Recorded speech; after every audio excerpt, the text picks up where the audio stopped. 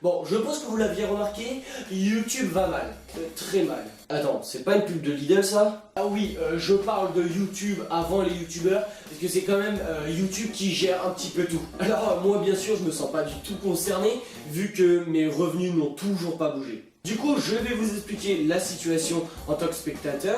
D'ailleurs, ce terme me va très bien parce que je pense que je passe plus de temps sur YouTube que dehors. Enfin, je crois. Bon, pour ceux qui ne savent pas, sur YouTube, il y a pas mal de types de vidéos. Notamment des vidéos très choquantes et des vidéos qui sont créées par des terroristes. Et le plus souvent, ces vidéos font pas mal de vues. Du coup, ceux qui ont créé la vidéo, eh bien, ils monétisent leur vidéo.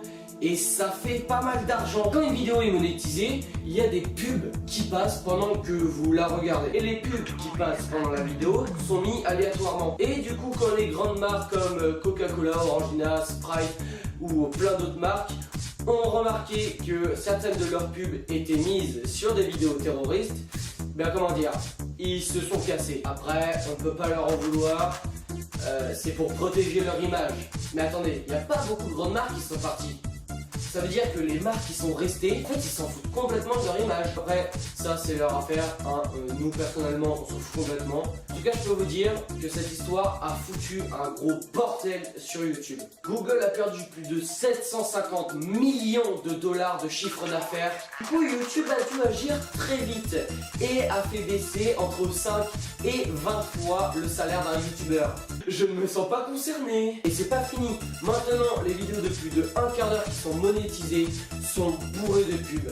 Toutes les 5 minutes, il y a une pub qui passe. Et je peux vous dire que quand vous regardez une vidéo qui est assez longue, c'est vraiment chiant. Après, est-ce qu'on peut dire que c'est la fin de YouTube? De mon point de vue, je ne pense pas.